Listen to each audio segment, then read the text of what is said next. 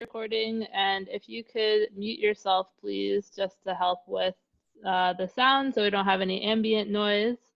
Yeah, again, welcome. Thank you for making some time tonight on your Tuesday evening for this Products by Women event called Understanding Blockchain Without Jargon. So tonight we are going to be hearing from Neha, and she's going to help break it down for us. And so make sure you know that if you have any questions, any burning questions throughout, feel free to drop them in the chat, and I'll make sure that I can ask them of Neha later in the evening when we get to the Q&A. So next slide, Neha. So again, once again, welcome. This event is put on and hosted by Products by Women, and Products by Women is a diverse community network for women in innovation, tech, and beyond.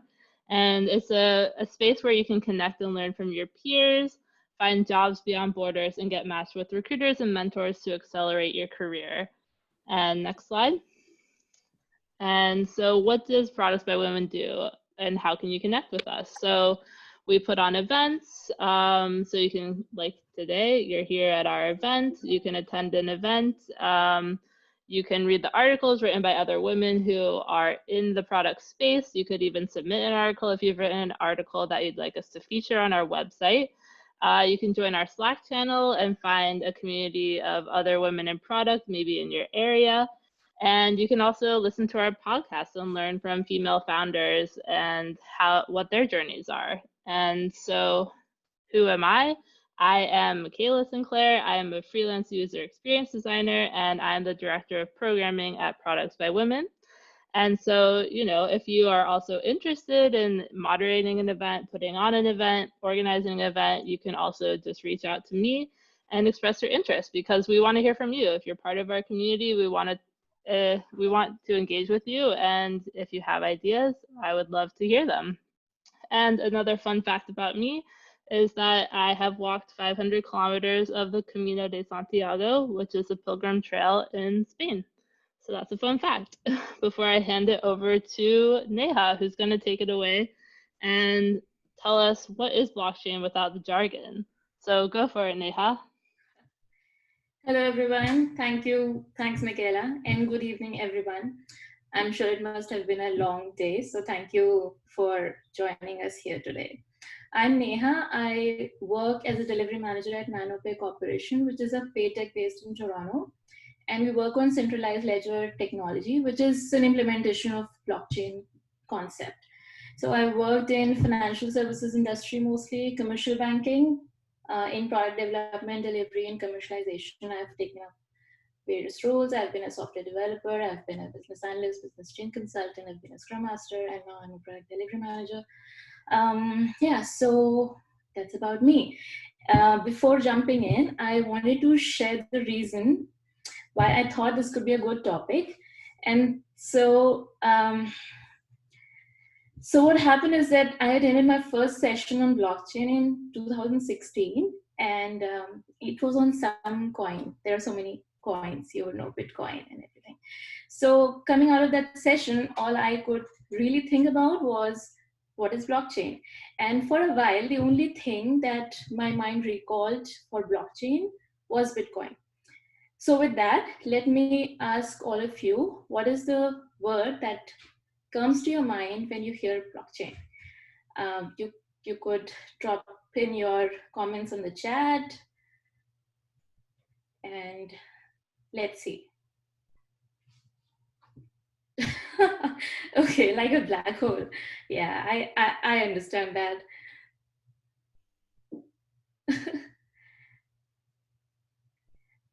Internet, okay. Chain of blocks, a buzzword. Okay, so let's, yeah, cryptocurrency. Okay, yeah, so that's similar to what I used to think. I used to think cryptocurrency, and I used to think with Bitcoin, you know. And, you know, I went to, so I was applying for an academic course, and I went for an interview, and the professor asked me about blockchain. And I only answered about Bitcoin because that's the only thing I knew, you know, between blockchain and Bitcoin. So let's take a look at the various words that are used in the industry, and there's so much more beyond that. So let's look at the goals of this session. We are trying to take few examples of blockchain, and using those examples, we'll try to understand the definition of blockchain. Okay, so let's take a look at the definition of blockchain. So blockchain is an immutable, incorruptible, distributed system that stores information in a chain of blocks. Okay, so yeah, we don't want to go into that. So let's break that down. So imagine that I'm stealing a phone, and 10,000 people clicked a photo of me stealing that phone. Now, if I want to remove that evidence, I'll have to convince at least 5,001 people to delete that photo. So not 5,000, not 4,999, but 5,001 or more. But I only have 15 minutes to do this. Why? What happens after that? So after 15 minutes, all these 10,000 photos are going to get logged in a bank vault with a highly secure, unbreakable log. And all these 10,000 people are going to monitor that vault 24/7. So we can think of these 10,000 people as, so we can think of these 10,000 people as computer nodes. And all these photos can be taken as data, and the log that was on the vault could be assumed to be a cryptographic seal. Let's take another example. And hold on to that thought about the data and the cryptographic seal and the computers. We'll come back to it. So, and Michaela, this example is especially for you because we discussed about this. So I thought it's a good idea to keep this here. So let's say there is a music streaming app where there are no music companies and no distributors, only artists and users are there on that app.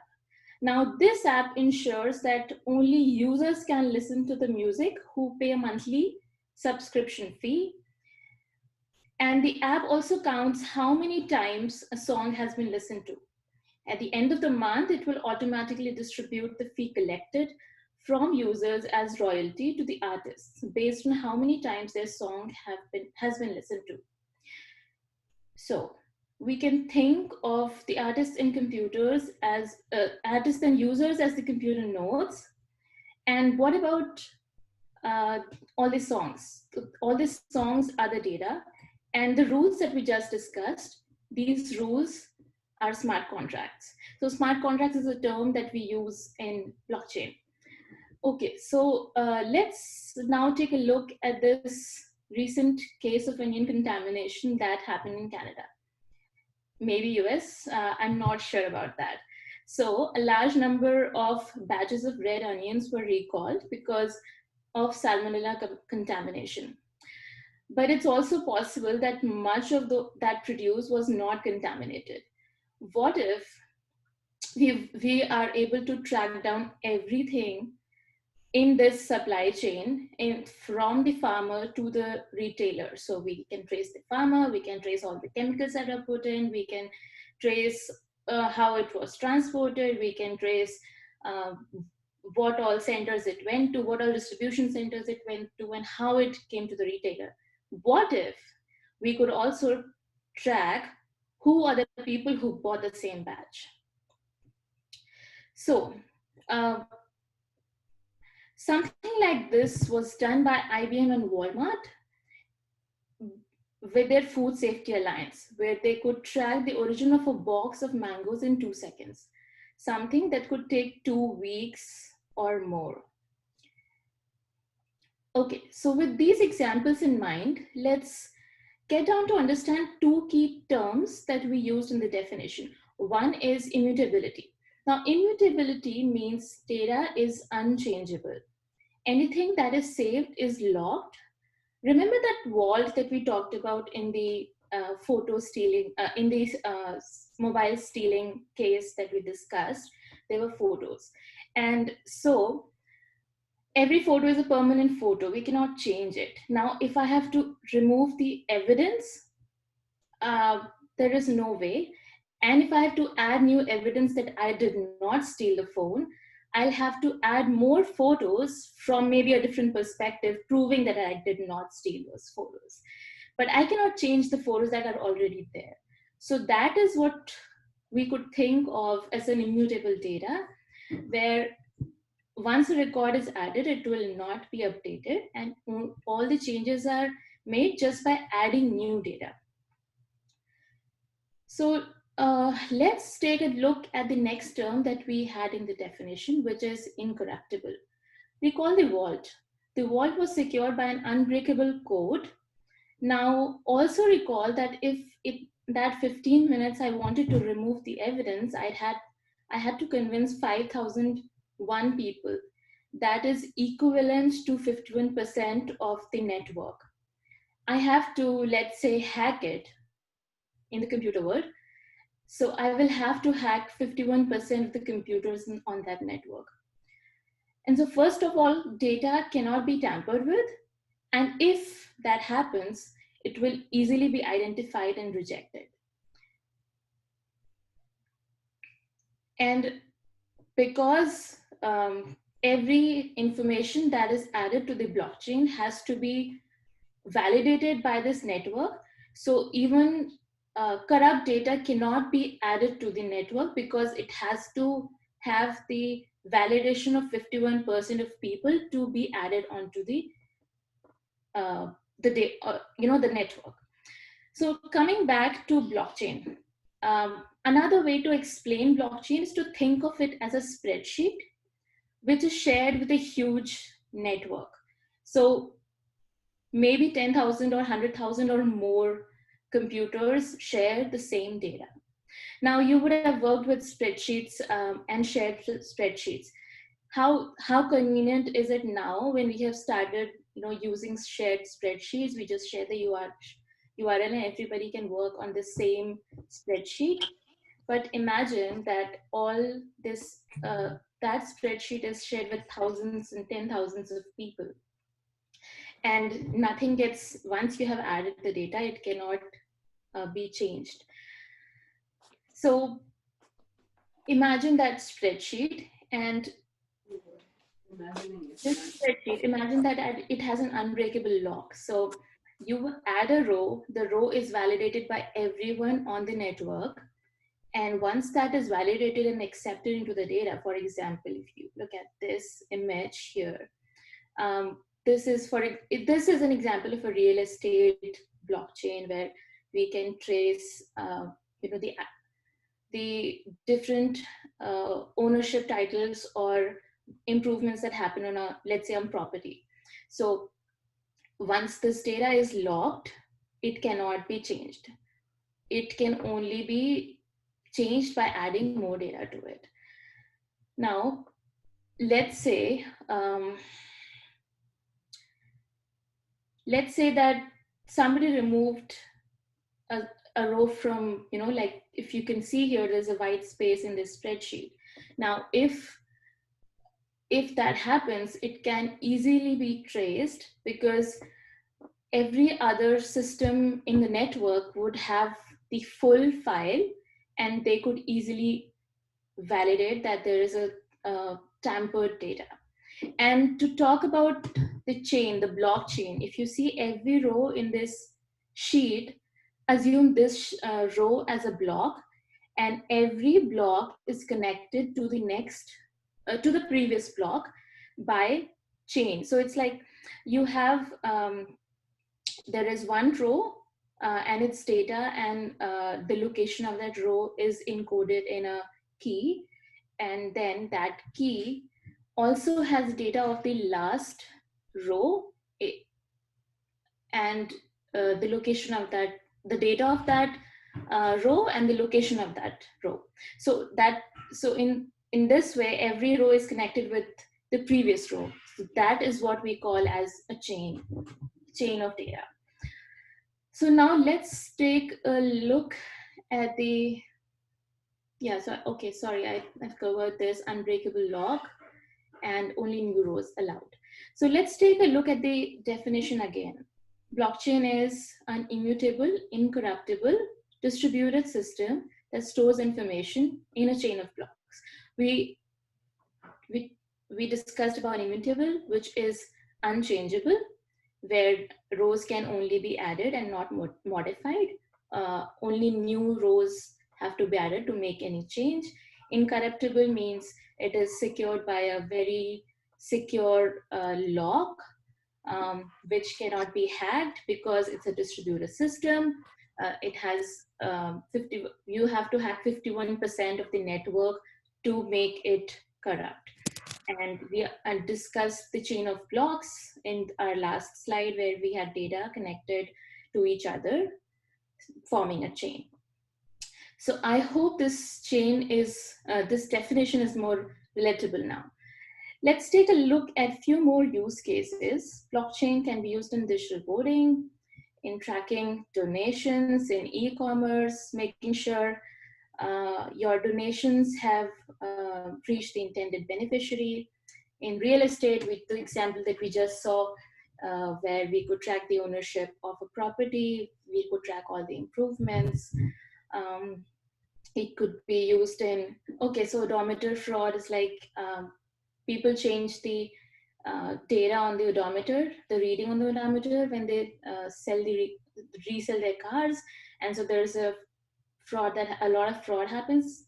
So what if all the odometers were connected to a centralized system and the data was constantly updated there, so nobody could go back and change the data. So we could fight odometer fraud that way. Similarly, digital identity, then supply chain. We just saw this example of onions. We could also think of something like, let's say tomatoes. We are trying to buy tomatoes. We only want it organic, and how do we know those are organic?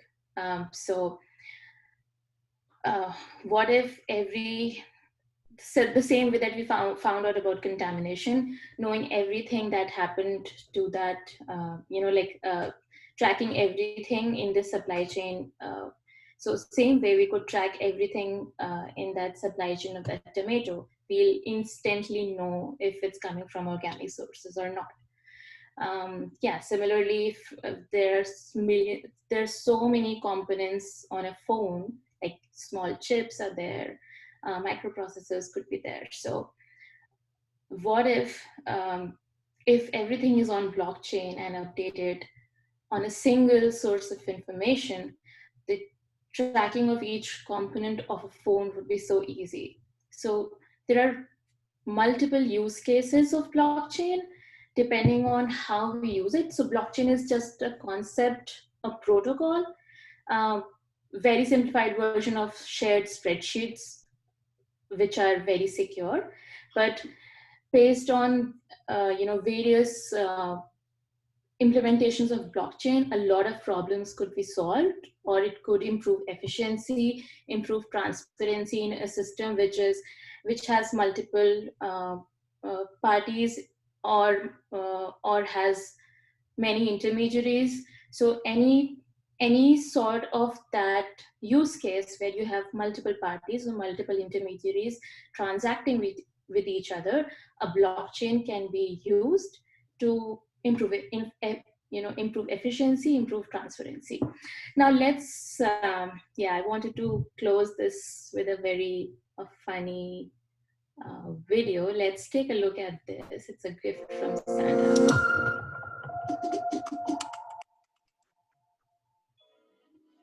Let me tell you a short story.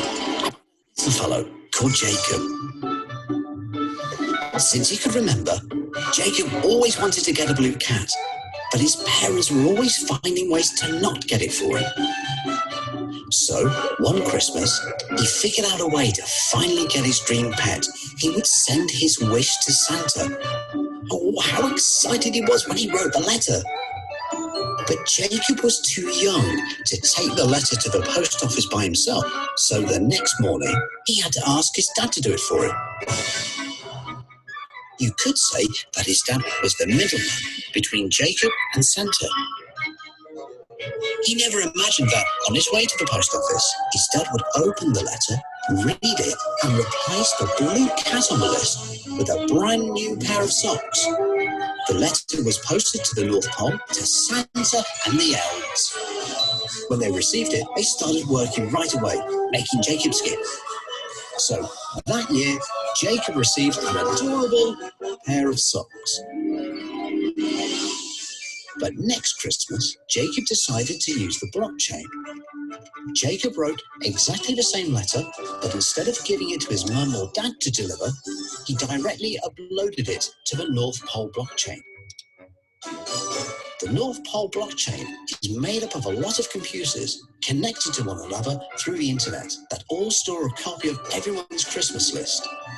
The network is being monitored at the same time by all the elves, Santa himself, and even people like Jacob's parents.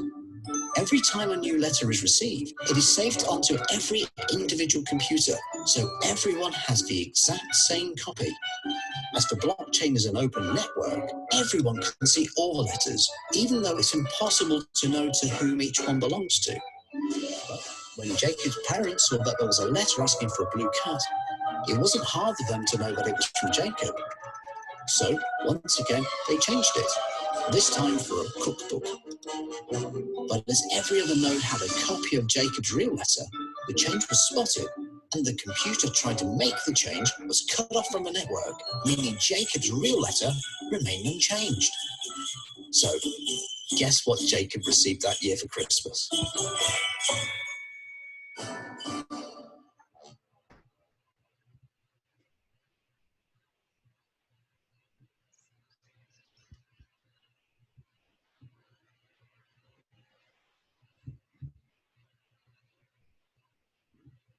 So I hope you all enjoyed that. And in case you want to explore more about blockchain, there are a lot of topics to study. And blockchain, we have just tried to understand the term blockchain, tried to understand the definition, but it's huge and there are so many topics to explore further. And so I have listed down here some resources for further study. I really like, for starting, the CoinDesk Learn page is quite good, and 101 Blockchain has a lot of information about blockchains. And that's it. Over to you, Michaela. Thank you so much, everyone. Great. Thank you, Neha. And thank you, everyone. And again, now we're going to be in our Q&A section of this. I've seen a couple questions come in. So if you have or had any questions that have come up so far, please feel free to write them in the chat. And oh, could you go back to the resources? Yeah, okay. And so let's just get started off. I'd love to ask you, Neha, just how did you make this transit? Like, can you talk a little bit more about how you got into blockchain and working for Nanopay? Yeah, okay. So the thing is that I was kind of associated with blockchain for the last couple of years. And, you know, like I read a little, as I said, my first exposure to blockchain was in 2016 when I took a session about some coin. I don't even remember the name of that coin, and so gradually started learning about blockchain and started reading about it. And then I was, as I mentioned earlier, I was taking an academic course. And then again, there was this, we had a blockchain lab there. So I also got to know about few use cases that were live at that time and that they were implementing. Then in my previous job, I was working on the commercialization plan for a blockchain-based documentary trade product. I briefly worked on that. And so even though I was not coding on blockchain or not trying to develop a product for blockchain, I was trying to make a launch plan for that product. So of course, I had some idea. I mean, I learned about the use case and I got to know what it is. And when I was interviewing for Nanopay, again, so I had the fundamentals. I knew what it is. I had, I basically understood the fundamental idea of blockchain. And then there were So it happened by chance. I had another, like my domain expertise, domain was very aligned with Nanopay's domain. And so, and blockchain probably was an add-on. So it was not that I was making this intentional move of coming into this space, but yeah, I think everything kind of fell in place together. So, and that's how I joined here. Got it. Great. And that's a great question. So is there any specific technology behind blockchain? Yeah, so interesting thing about this is because blockchain is a protocol or a concept, it could be implemented in any language. However, we have frameworks. Let's say we have Hyperledger, we have Ethereum, we have Quorum, we have Coda. So if you really want to explore that, you can start reading about at least one of them. And then especially for business analysts and product managers, you could just Or you could just for business analysts and product managers, you could try to learn these the languages for smart contracts. So again, it's not in fact, I have a slide for that. I can show that. So it's yeah, so there are some smart contract languages, and I have actually reviewed product manager job descriptions like over like last 2-3 years. A lot of them ask about solidity or chain code, CX. So these are smart contract languages. But I would want to add that it's especially for if you don't want to go into this coding and just want to maybe go into the product or the business analysis side, it's more important to understand the concept of blockchain and the problems it could solve, and the various use cases that you can implement it. And because the languages could change, and you have to understand smart contract as well, like the rules of how but yeah, typically these are the fundamental the most commonly used languages for smart contract. And then okay, so this is an advanced thing. This is like a nice to have. You could also learn about this is decentralized autonomous organizations. These are frameworks, and so maybe you could also read about that. Got it.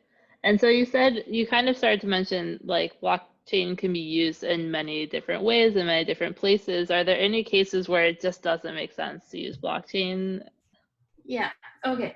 So as I explained earlier, that blockchain has to be used in networks, So for example, we discussed about supply chain. There are many intermediaries in that. So you'll have a farmer, you'll have the consumer, you'll have the retailer, you'll have the distributor, you'll have the person who is transporting, you will have, so there are many intermediaries.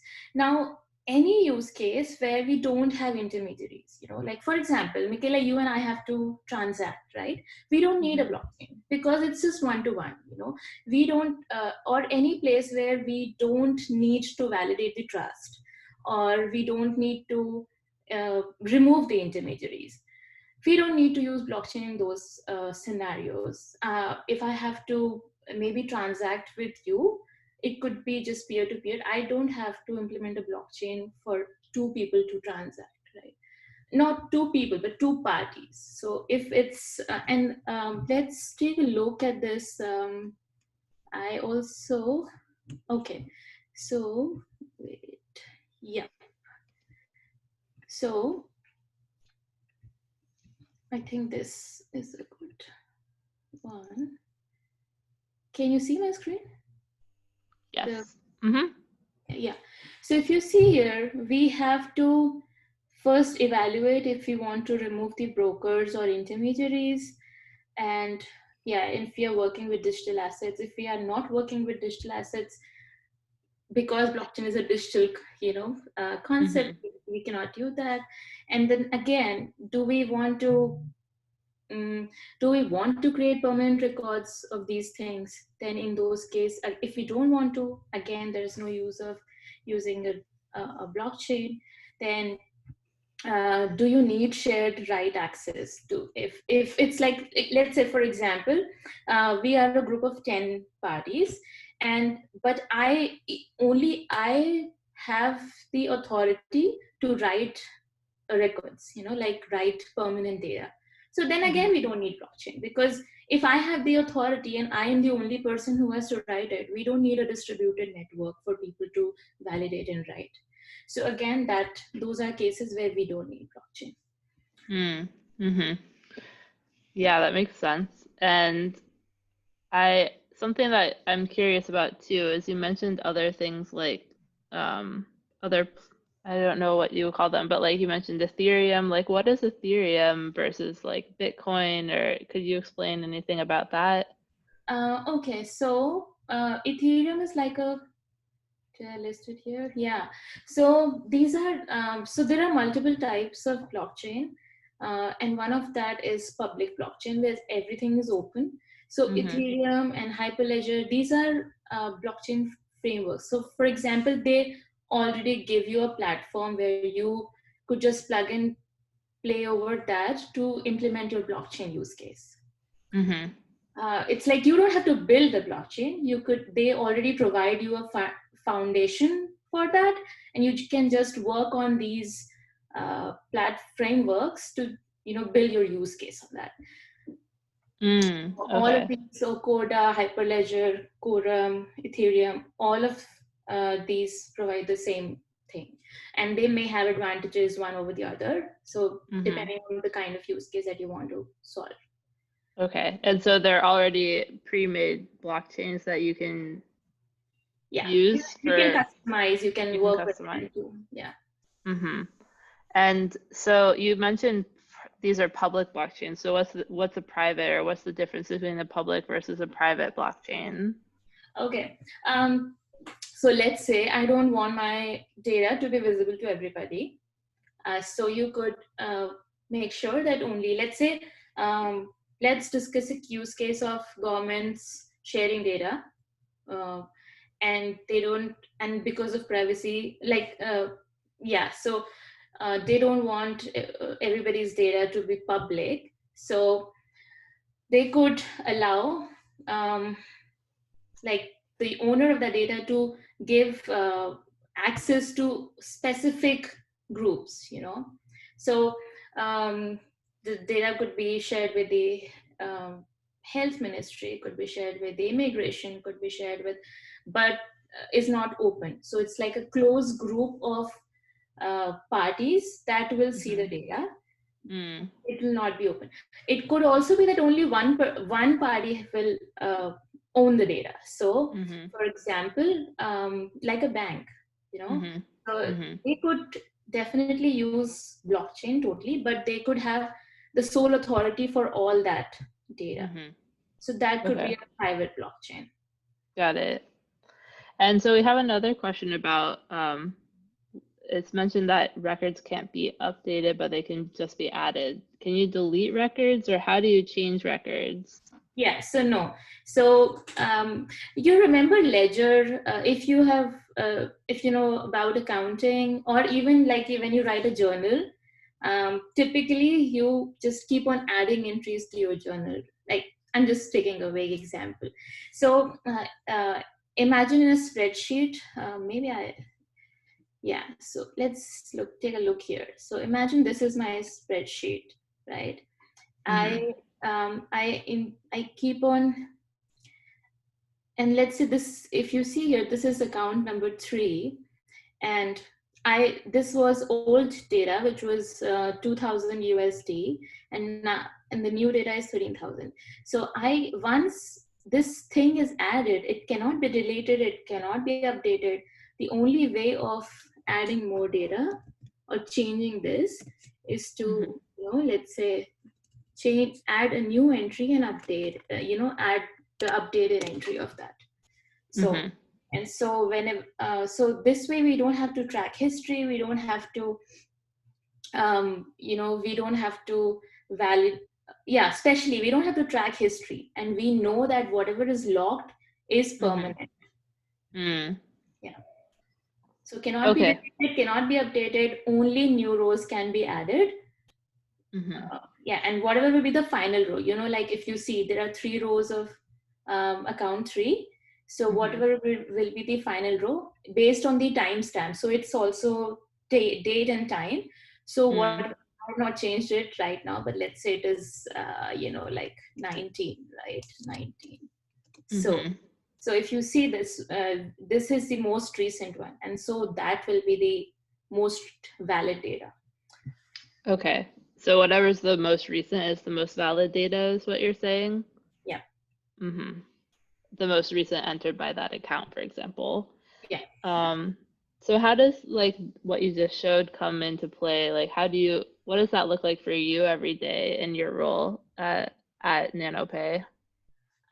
So I work in a startup, and you know that, and I think a lot of people know that your title may be whatever, but you could do a lot of things. So yeah, it's so typically especially in this phase where everybody is working from home, mostly the day starts with a call where everybody is on. So we have developers, we'll have product, we'll have, yeah, I'm there, and then like business side, so we all are there and we discuss what's going on, who will do what. Then yeah, so I mostly work with developers as well as with customers, for like clients where we are implementing something for them. So I'll work with them to understand the requirement, what they would like to be implemented, what's the use case, and then translate that to maybe stories or detail out the requirements, and then work with developers to answer their questions and track what all has to be done, what is done. So yeah. Got it. Yeah. So I see another question came in about how about the problem with lots of data by adding more modified data for updating a single row. So if you have heard about big data or even Facebook feed, I'm just giving an example. Typically, all these feeds that we see, they are not, okay, so can you give me some context if you have any idea about the traditional databases the databases that we use typically? Yeah, so maybe you want a little more context from the person who asked the question. Yeah, if she has used old traditional databases, and so I can help it explain it. Okay, so okay, I think she's not responding. So what happens is in traditional databases,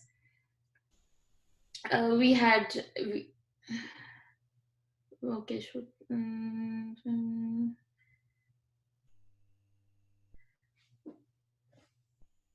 Yeah, so see, the thing is that in current times, a lot of these you've heard about big data. We have, okay, she's asking me to use that as context. Yeah, so that, you know, adding more data isn't a problem anymore. We have big data implementations where we can store huge amount of data, and like it's not a problem anymore. And if you see you know, this feeds like Facebook, or I think LinkedIn as well, these kinds of feeds are maintained by using this kind of data, because the one thing that helps is we don't have to go back and, you know, pull out the record. We could just take the top row and that will be our final record of data. So I think you're talking about the time that it takes to scan this large amount of data, or the amount of infrastructure that will be required to save this data. But a lot of these big data implementations, yeah, typically we'll have to, so she's asking that if using blockchain, we also need big data implementation. Yeah, typically we have to have that infrastructure that could store a large amount of data. So we'll have to solve that problem, definitely. Okay, so that brings me to another topic which we haven't covered, but if we have time. So the thing is that blockchain implementation is not costly for transactions, but it's costly infrastructure wise. So you have to also make that call. Does it make sense for you to have that much of infrastructure investment to implement blockchain?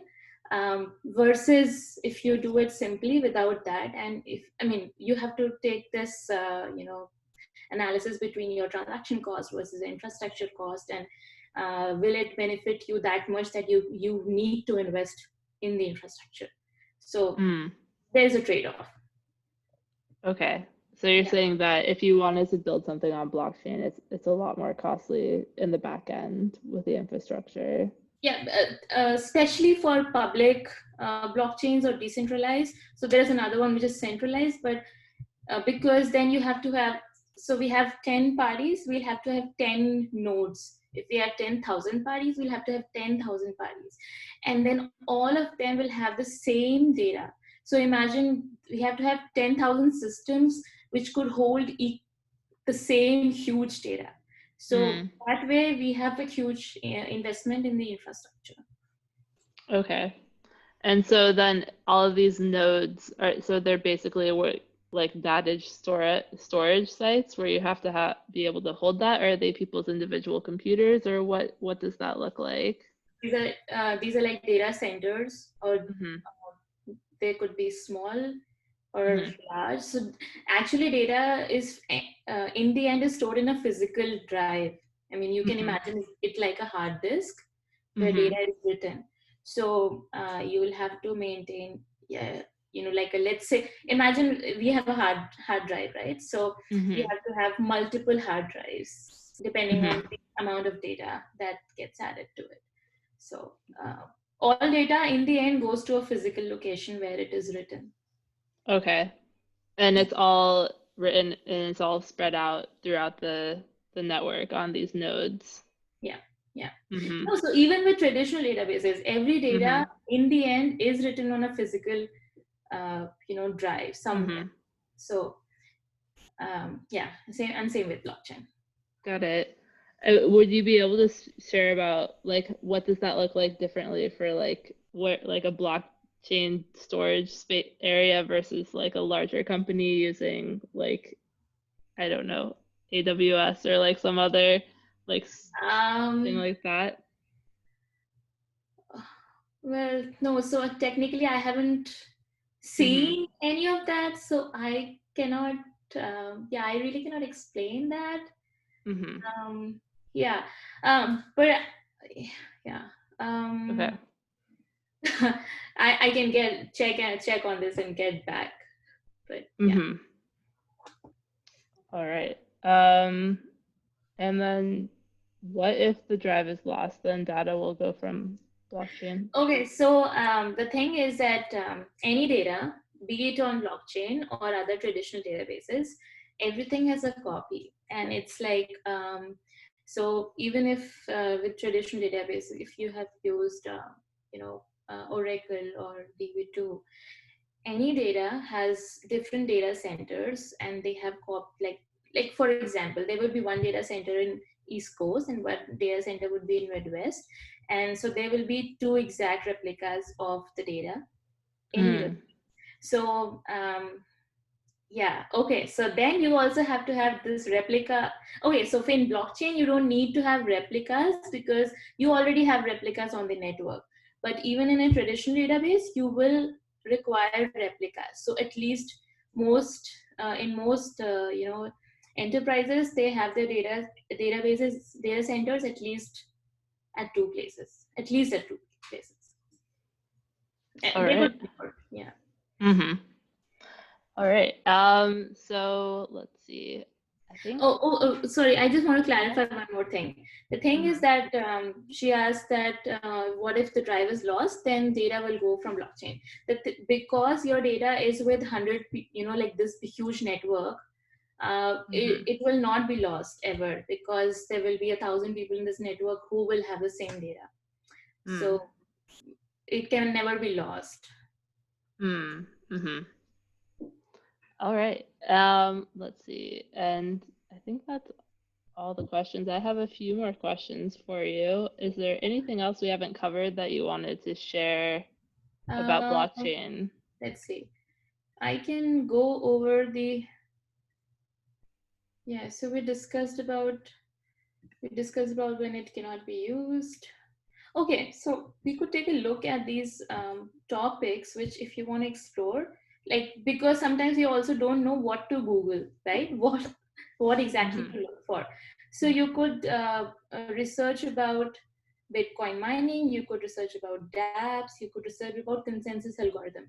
So consensus is something that happens when I was talking about 51% of nodes have to agree. So these algorithms are used for that, the agreement, so that, so there are multiple algorithms. Two examples are proof of work and proof of stake, and then there is validation, which is it's so consensus algorithm is like a solving a mathematical problem. However, validation is like everybody agreeing. So both of them go together. You have to validate and then have a consensus. But these are two things that you can explore. Again, smart contracts definitely, as we discussed, smart contracts are rules that can automatically be implemented. So you could read about smart contracts, and cryptography in itself is a topic, like a subject to study. So if you would want to explore maybe just fundamentals of cryptographic hashing mechanism, I could maybe try to explain. So it's like you have one row. Okay, let's go to that spreadsheet and maybe I can explain that. Yeah. So I have this one row of data, and I encode this entire data into some code. I encrypt it and make a code out of it. And let's see, this is location, right? I cannot see my, yeah, okay, it is sorry, it is row number 9, right? So row number 9. So let's say I also encrypt the location and encrypt the data into a code. So this is code 9. Now when I have to add another row, so it will be row 10, and then I will encrypt in this row 10, I will also have, sorry, so it is row number, so row number 10. So when I will make the code for row 10, I will also encrypt the code of row 9 plus the location of row 10 plus the data. So that's how it will be linked, the hashing, cryptographic hashing. So we code 9 plus the row ID plus the data, or everything will be encrypted, and that's how everything gets linked. So code 9 is linked to code 10, code 10 is linked to code 11. So if you remove something in between, you immediately know that this XYZ row has been removed, that block has been removed. Mm-hmm. Interesting. And so as we have a few more minutes left, are there any particular skills if people are interested in wanting to get more into blockchain or get into this space, like that you would recommend that they learn or explore? So, okay, so I did, we talked about a few things that people could learn, which was the frameworks and the smart contracts. And there is this page, which you could go ahead and read. So actually, I found out that uh, if you don't want to go into software development of blockchain, then it's typically the understanding of the fundamental of the concept of blockchain, and maybe these knowledge of the frameworks and knowledge of these languages. All right. And is there anything like before, if you were to know before you got into this role at Nanopay that you wish you had known about blockchain? What would that be? Yeah, so I think every day is a new day, and I have learned a lot. And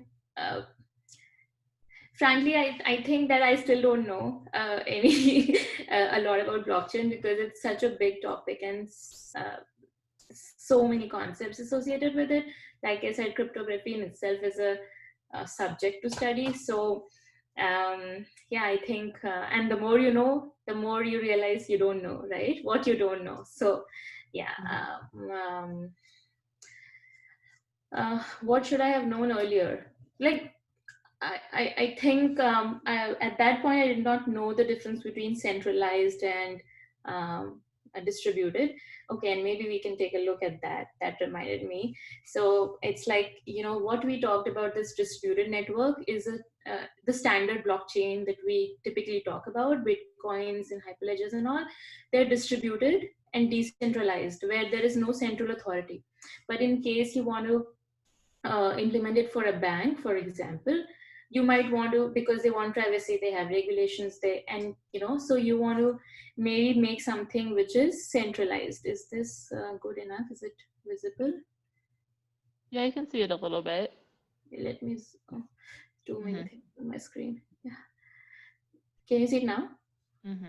The zoomed one? Yeah.